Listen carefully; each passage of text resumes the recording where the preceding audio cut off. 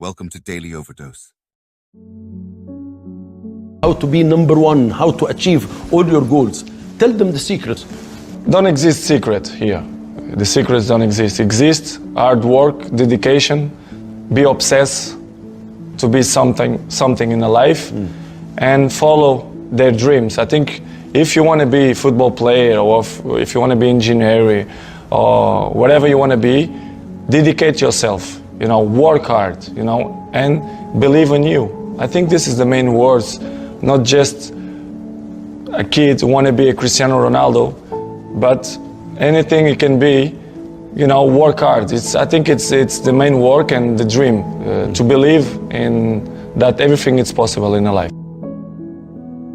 Being number one on Instagram, on Twitter, on Facebook, the best, the highest paid, everything. How much do you pay for that? How much do you give for that? How much do you train for that?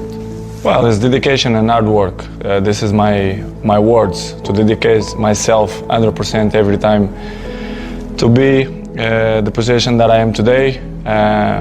It's not 1 year, it's 10 years, 12 years, to maintain my level. It's make me feel proud. As you mentioned, Instagram, Twitter, Facebook.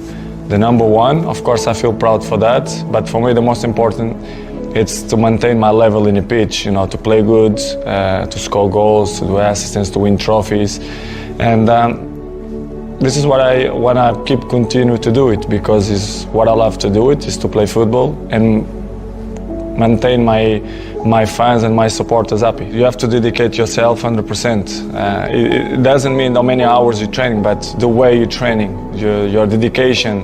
You can have training only 1 hour, but you give everything for that to achieve your goals. So this is what I try to do it in the trainings, in the games. Try to be better and better in my job. And for the last 7-8 years, I think I maintain my level in the same way. So this is make me feel proud, and I will continue to work hard to maintain that level. It's very important for me. I'm always a competitive player. Not just in the games, I'm in the training, I'm like that. In the home, with my sisters, with my mom, with my nephews, I'm always try to competitive hard and try to win. I'm like that. I'm never change. Because I like this, I like what I do, I like my life, I'm a happy person. So competitive is part of my life. So in Madeira, in Madrid, in England, I always want to win, I'm always competitive person, so it's part of me. The level that I am is like in other sports, Formula 1, NBA. The best players always follow the best players. They want to be in the top of the game, because the other ones, they are there. You cannot rest or sleep because the other one can pass you. Of course, we fight with everyone. With Neymar, with Messi, with Lewandowski, with Higuain, with the top of the best players in the world. So, this is not fighting, but it's hard, it's healthy. Comparisons is healthy, and we fight, to be the best. This is why it's my main point, it's my motivation, it's to be better than them, year after year. Well, I remember I always playing in the street. One day my father coming and he said to me, "Why you don't coming for the club when I work?" I say, "Yes, why not?" And I start to play, to have the same routine. And I go to every day to training, and I like it to be part of, a team. And I training every day, and my father was there to help me. Well, in the beginning, I feel that I was different than the other kids. Yes, I feel, but I didn't ever thinking that one day I will be professional and playing, for example, in Manchester United or Real Madrid or even in Sporting. I just play, to enjoy, but I never thinking that, hey, I have talents and I'm going to be professional. In the beginning, I didn't feel that. You have to work. I try to do it almost every day. This is why I'm in the top level many years. I think it's not It's not by coincidence. It's because I do it extra outside the pitch. When I'm 12 years old, most of the people told me, Cristiano, you are a very, very good talent player, but you are very skinny, very slim. And I put it in my mind, the body we can improve. You can improve. You go to gym, dedication and hard work, you can improve. So I've improved myself. Athleticism means a lot. For me, I think the small details in the hands are gonna make a huge difference to compare with the other players. So I think it's very important to do this kind of work, and I think it's going well on me. This is why I'm in good shape almost all the year, and I want to carry on like that because it's helped me a lot. It's part of me. I'm not doing that kind of work because I have to. It's because it's part of me. The people really don't know you. Who is the people to judge something that they don't know? Of course, it's something that I don't like, but I have to live with that. I cannot change. I cannot change my personality. I cannot change my character. I cannot change my education. You know, I respect the people, but of course I don't agree because the real people who know me, he knows who is Cristiano. You understand? So I cannot change the mind of the other people. Maybe sometimes in the pitch, I show something that the people don't want or don't like, but this is my kind of way to thinking because I'm an ambitious person. I don't smile a lot in the pitch because I try to be focused. But in one point, I really understand some people because, you know, in a life we have always the people who judge us. But I think sometimes this is not fair, but you know, we have to live with that. I think everything have a beginning and end, and everything. So what I did in Manchester is completely finished because I win almost everything there. It's time to evaluate that. What are your fears costing you? You know, we have these weights that weigh us down in our life, these burdens, these fears that we have.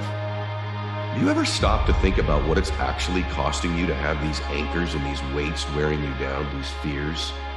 The price you will pay to become the person you're worthy of is infinitely smaller than the price you're going to pay if you don't. It's going to be you meeting the expectation you have for yourself as a man. So you envision this man that you're going to become. And I think most people do that from an early age. They see something they want, an avatar, something they want to do, and they want to go become that person. And I believe the formula for happiness and fulfillment is the gap between your expectation of who you become and your reality. And so a lot of guys are not meeting that expectation for themselves. If I can flip these insecurities upside down, if I can flip this fear, if I can flip all this that made me this depressed, insecure guy, if I can flip it and make it work for me versus against me, I started seeing the power in failure, the power in insecurity, the power in self-doubt, because I started using that as power. You understand what it's like to have people tell you that you can't do it. And I'm going to tell you something, and this is the fucking truth. This is the reality. And if you don't like it, I don't give a The truth is this.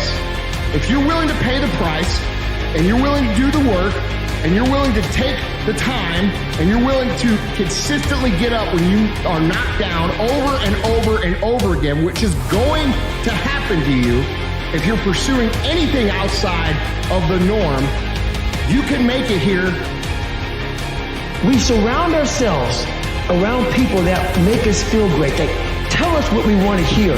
The second we put ourselves amongst the uncommon people, we don't like that feeling. We don't want that person who's constantly challenging our weaknesses.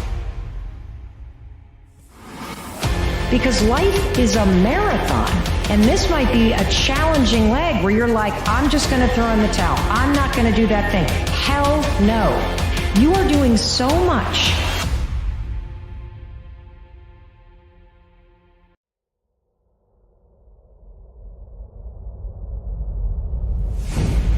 Many of us have genius within us. But when it comes to us, when it comes to using our genius in our own behalf, taking a chance with our own creativeness, acting on our own dreams and ideas, somewhere along the line we get paralyzed. We find some reason not to do it. Oh, I did that. I'm not as good as they are. I don't have the education.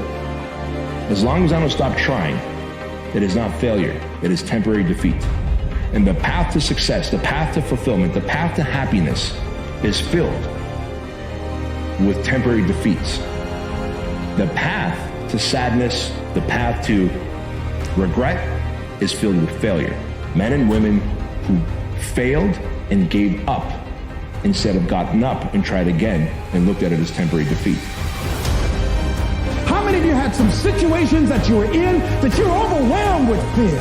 You didn't know how you're going to come out, how you're going to survive, and you did. You survived and you didn't die. So what you got to do, whatever that was, whatever that state of consciousness, whatever that self-confidence that you had, however you stood up within yourself, here's what we know, you survived. Here's what we know, you're still here. You didn't die, you're here right now.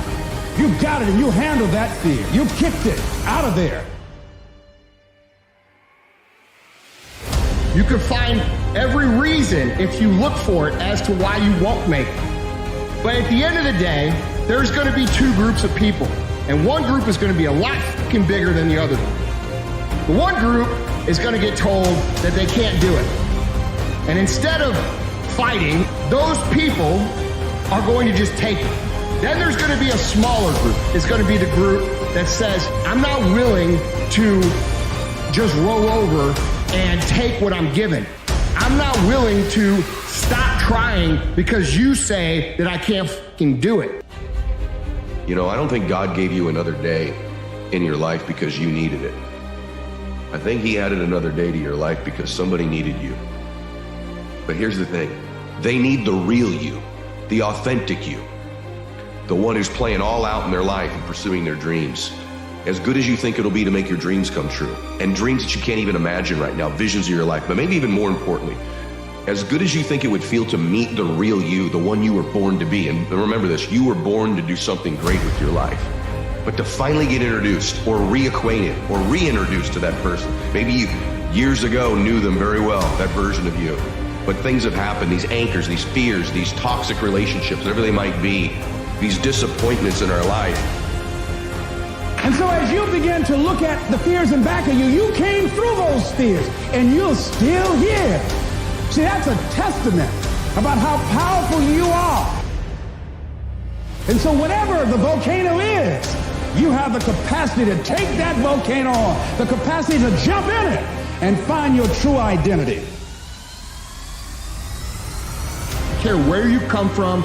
I don't care where you were raised. If you do the work consistently, if you invest in yourself consistently, it's going to pay off.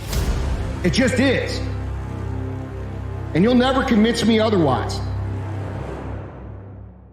Yes, you may be not where you want to be. The difference that you have now is you have the awareness that you want to do something about it. We want that person who's constantly, making us feel nice and good and secure in ours. That's the mediocrity of life. We want to be the best amongst the average people. People wonder, how do you stay hungry all the time? Because after I accomplish something, I don't sit back like they get comfortable. They wonder why I'm getting weak, man. I don't know, I've lost my edge. What's going on? Because once you hit the top of the mountain, guess what happened? I'm good. I'm good, so you wonder why you're falling down now. You gain knowledge through suffering. And on the other end of suffering is a world that very few have ever seen. Thank you for watching our videos. Please like and subscribe to our channel so you won't miss another video.